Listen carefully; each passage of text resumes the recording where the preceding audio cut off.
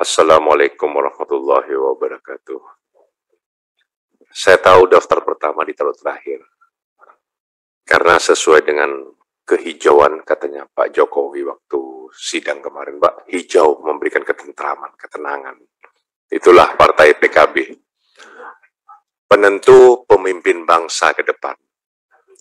Apalagi Pak Hekel sudah sangat percaya diri dengan kebangkitan Indonesia Raya yang bersama. Dan insya Allah sekitar ada 3 parpol yang ingin bersama. Insya Allah semua kita terima kok Pak. Terima kasih pimpinan Bapak Hekel Bawazir yang kami banggakan, yang terhormat Bapak Sarmoji yang kami banggakan, yang kami cintai, kebetulan juga satu daerah sama saya ini Pak, senior. Dan juga rekan-rekan anggota Komisi 6 yang kami banggakan, yang kami hormati, dan Bapak Bahlil Kementerian Investasi, BKPM beserta jajaran yang kami harapkan menjadi kebanggaan buat bangsa kita ke depan, yang kita harapkan menjadi real kenyataan buat bangsa dalam investasi dan lain-lain. Itu yang kita harapkan Pak Bahlil. Apalagi Pak Bahlil yang sudah menciptakan sejarah luar biasa ini.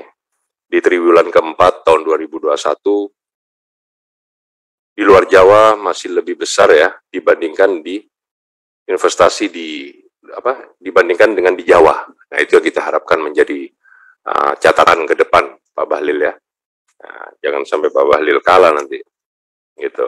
Itu yang pertama Pak Bahlil, dan saya juga apresiasi Pak Bahlil luar biasa, sudah jelas. Anggaran di 2021 Pak Bahlil sudah mendapatkan 834,7 miliar. Di 2022 nyongsep ke 711, sedih betul.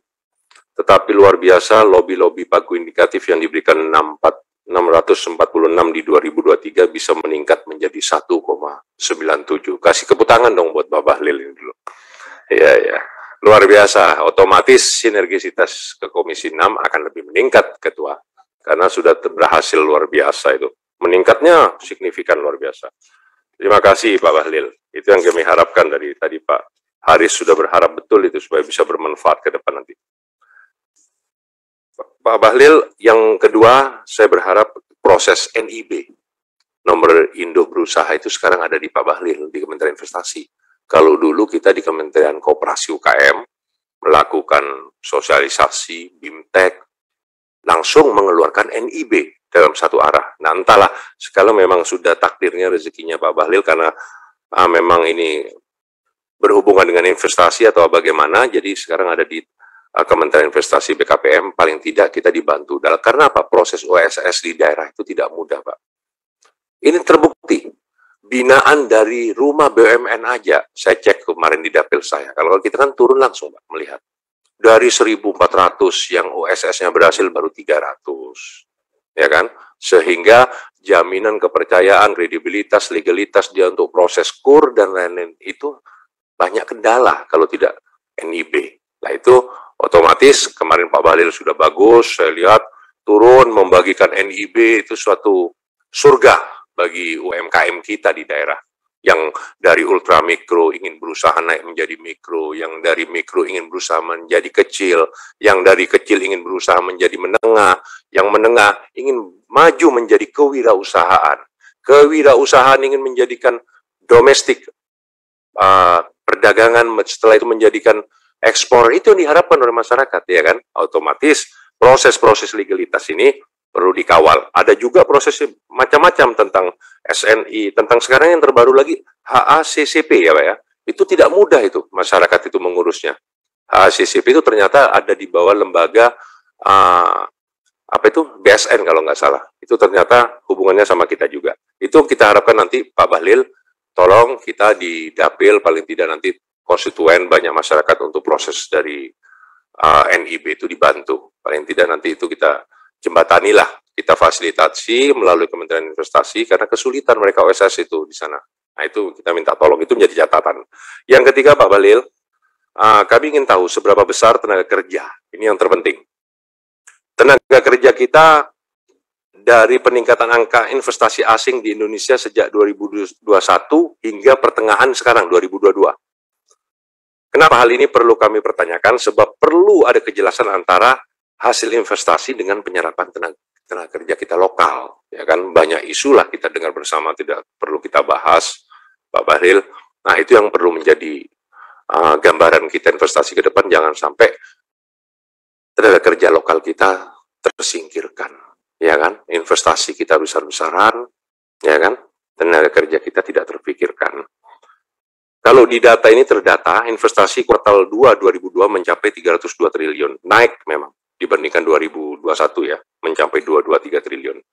Tapi yang masuk ke Indonesia banyak padat modal. Nah, ini yang harus kita catat. Ya kan? Bukan padat karya, tapi padat modal. Nah, ini menjadi catatan kita bersama.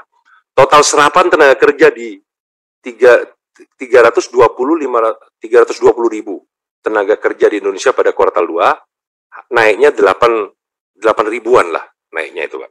Jika dibandingkan dengan realisasi tempat kerja kuartal 2 2021 mencapai 300 ribu lebih, ya kan? Nah, ini bagaimana langkah yang dilakukan oleh Kementerian Investasi, pemerintah khususnya dalam menyerap tenaga kerja lokal. Itu yang kami butuhkan, Pak Bahlil. Itu terpenting menjadi catatan kita ke depan. Yang keempat, Pak Bahlil, kami ingin tahu bagaimana langkah pemerintah untuk meningkatkan transfer teknologi, ya kan? Transfer teknologi perusahaan asing, ya kan, mendorong proses industrialisasi di Indonesia, ya kan? Jadi selama ini kita tahunya kan juga hanya dominasinya kepada sektor pertanian, ya kan? Sedangkan industrial ini kita perlu lebih ditingkatkan, Pak Bahlil.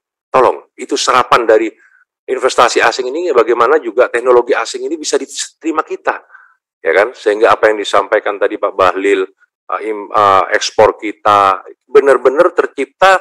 Isu dari beberapa ahli-ahli politik mengatakan hilir itu dari mana hilirnya. Ini saya nggak tahu Pak Bahlil, saya tidak perlu menjelaskan lengkap. Yang kemarin diciptakan sekian triliun dari ekspor itu ternyata tetap masih bahan mentah, ya kan, ke Cina, terbukti di prosesnya di Cina juga. Nah, ini saya tidak perlu berpanjang lebar karena kita masih koalisi PKB dengan pemerintah, jadi repot nanti, gitu loh. Itu yang kita harapkan Pak Bahlil menjadi gambaran kita ke depan.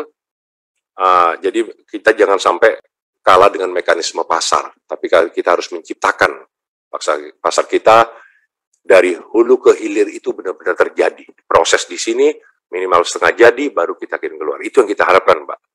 Baru kita akan lebih bangga lagi yang sudah hasil-hasil yang dilakukan oleh Pak Menteri ini ke depan. Saya kira itu, Pak Bahlil, pimpinan dan rekan-rekan, saya ucapkan terima kasih. Semoga kebersamaan kita selalu terjaga ke depan. Allahul muwaffiq ila aqwamit thoriq. Wassalamualaikum warahmatullahi wabarakatuh. Karena